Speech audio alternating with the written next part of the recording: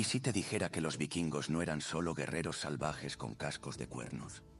Que detrás de las hachas, el saqueo y los barcos largos había poetas sensibles, mujeres líderes y viajeros que llegaron hasta Bagdad y América, 500 años antes que Colón? Olvida lo que crees saber, porque esta no es la historia que te contaron en la escuela. Esta es la historia de los vikingos, pero la que no sabías. Cuando escuchas la palabra vikingo, ¿qué imagen te viene a la cabeza? Seguramente un gigante barbudo, con un casco de cuernos, gritando como un loco mientras incendia una aldea costera en cámara lenta. Y sin embargo, todo eso es mentira. Empezando por el nombre. La palabra vikingo no era una etnia, ni un pueblo, ni una cultura. Era más bien un side hustle, un trabajo de temporada. Venía del verbo en nórdico antiguo, vikingr, que significa literalmente salir de expedición. Y sí, muchas veces esas expediciones incluían robar iglesias, capturar esclavos o saquear poblados indefensos. Pero no todos los hombres del norte eran vikingos. La mayoría eran granjeros, artesanos, gente que pasaba más tiempo sembrando cebada que empuñando una espada. ¿Quieres un ejemplo? Imagina que en el futuro a todos los latinoamericanos se les conociera como narcotraficantes, porque unos pocos salieron en Netflix. Suena absurdo, ¿verdad? Pues con los escandinavos pasó algo parecido. Durante más de 2 siglos, la élite guerrera escandinava salió cada verano en barcos largos a buscar fortuna por las costas de Europa. Y mientras eso ocurría, millones de hombres, mujeres y niños se quedaban en casa, criando animales, tallando madera y adorando a dioses que sangraban y morían, como si fueran humanos con capas. La idea del vikingo como un superhombre bárbaro viene en realidad de sus enemigos. Los monjes cristianos del siglo IX, que eran los que escribían los libros, los describían como demonios peludos con gusto por el fuego y el pecado. Claro, desde su punto de vista, eso eran. Pero lo que no sabían, o no quisieron contar, es que esos demonios también escribían poesía. Poesía épica, rítmica, recitada de memoria durante noches eternas de invierno. Poesía sobre el honor, la pérdida, el hielo y la sangre. Los hombres del norte, en realidad, vivían en un mundo tan hostil que su brutalidad no era elección, era adaptación. Un mundo donde el clima podía matar más rápido que una espada, donde la comida escaseaba y donde la muerte no era tragedia, sino transición. Por eso creían en el Valhalla, un cielo para guerreros, sí, pero también para los valientes. No importaba si eras campesino, herrero o ladrón. Si morías con coraje, podrías beber hidromiel con los dioses. Eran hombres duros, sí, pero no sin alma. Y los cascos con cuernos, una completa fantasía. No existe ninguna evidencia arqueológica de que los vikingos usaran esos adornos absurdos en batalla, porque eran inútiles. Imagina ir al combate con 2 ganchos metálicos sobresaliendo de tu cabeza. Te los arrancarían en 5 segundos.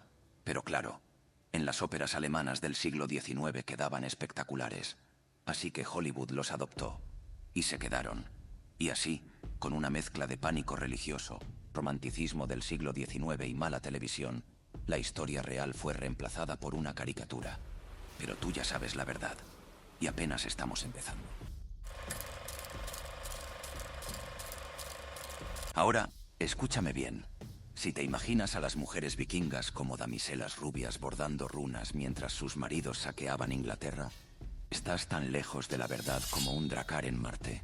Las mujeres en la sociedad vikinga tenían más poder y autonomía que en casi cualquier otro lugar del mundo medieval. Y no estamos hablando solo de libertad doméstica.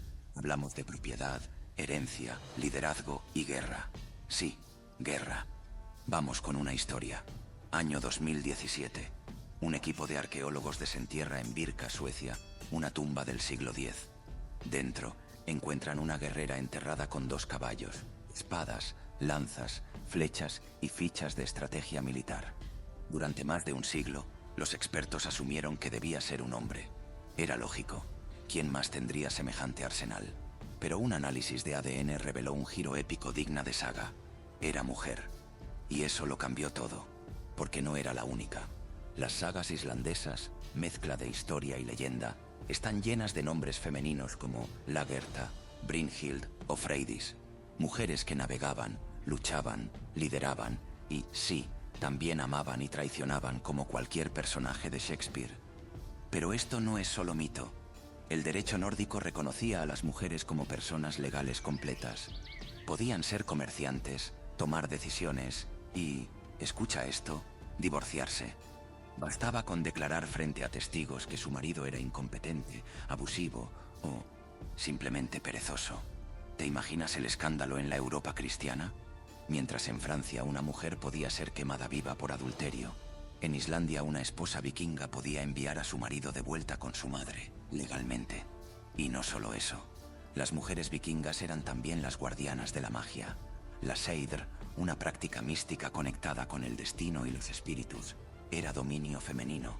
Se decía que quienes la dominaban podían alterar el futuro, leer la voluntad de los dioses o provocar desgracias con un simple canto. Odín, el dios más poderoso del panteón nórdico, practicaba Seidr, pero en secreto, porque era mal visto que los hombres se involucraran en magia femenina.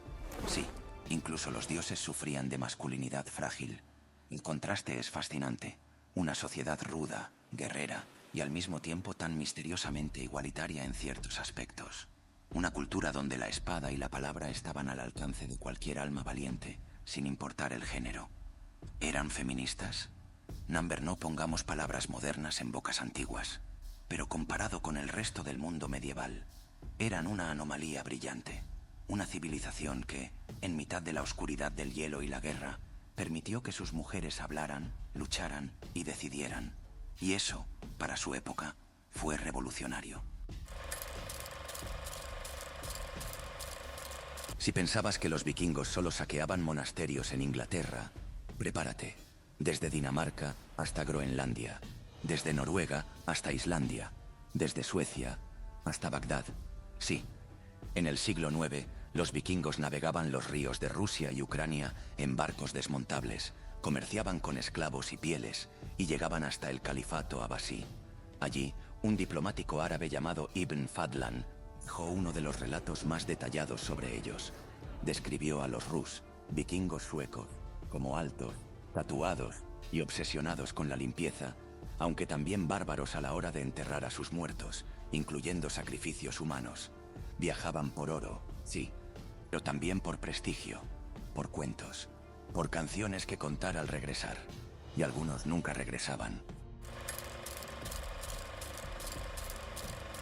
Mucho antes de que Cristóbal Colón se perdiera en el Caribe pensando que había llegado a Asia, Leif Erikson, hijo de Erik el Rojo, ya había pisado tierra americana. La llamaron Vinland, tierra del vino, ubicada hoy en lo que sería Canadá, cerca de Terranova. Estuvieron allí al menos 10 años. Construyeron casas, criaron animales, comerciaron y pelearon con pueblos indígenas. Y luego desaparecieron, dejando apenas ruinas, leyendas y una pregunta. ¿Y si la historia hubiera sido otra? Todo fuego se apaga.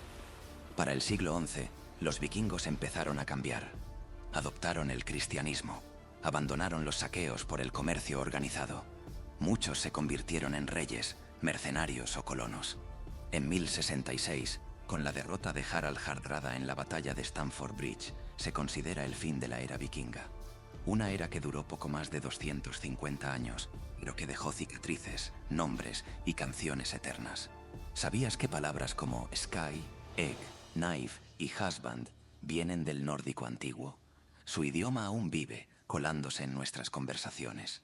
Su sangre en muchos apellidos. Su eco en las sagas que aún se cuentan. Hay algo que los vikingos lograron mejor que cualquier otro pueblo antiguo: convertirse en leyenda sin escribir su propia historia. Y no es una metáfora.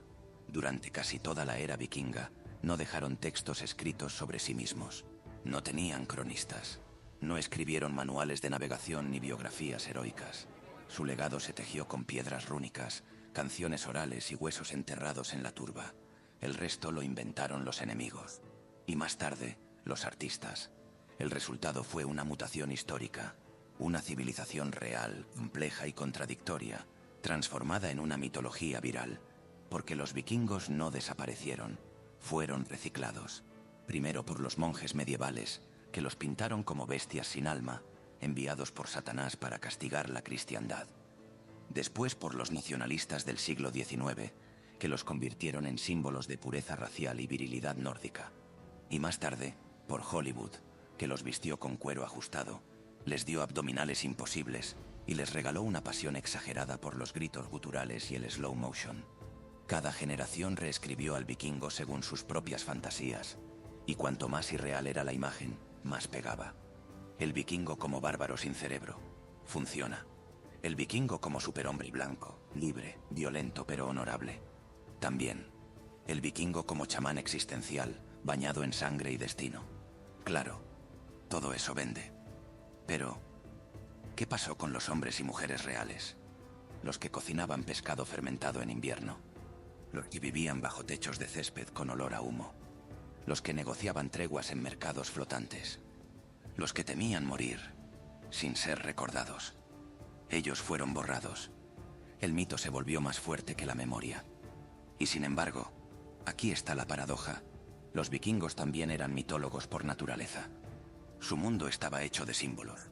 Lobos que devoran soles, serpientes que rodean la tierra, dioses ciegos, gigantes de hielo. Para ellos, la realidad no era plana ni literal. Era un campo de fuerzas invisibles. Tal vez por eso sus historias sobrevivieron, porque sabían que un buen mito vive más que un hecho frío. Pero, ¿dónde termina la leyenda y empieza la historia? ¿Importa realmente? Cuando un adolescente se tatúa runas nórdicas sin saber lo que significan, ¿es ignorancia o una conexión inconsciente con algo ancestral? Cuando un videojuego vende millones con vikingos en mundos ficticios, ¿estamos trivializando o perpetuando?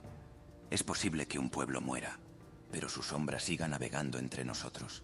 El mito del vikingo no murió, solo cambió de casco, de idioma y de pantalla.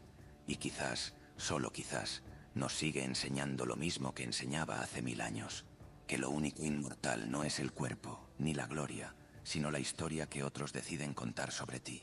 Si esta historia te sorprendió, imagina cuántas más quedan por descubrir. Suscríbete a nuestro canal y únete a esta expedición por las curiosidades más inesperadas de la historia humana. Y recuerda, no siempre son los más civilizados los que dejan huella, sino los que se atreven a remar contra el mundo. Nos vemos en la próxima.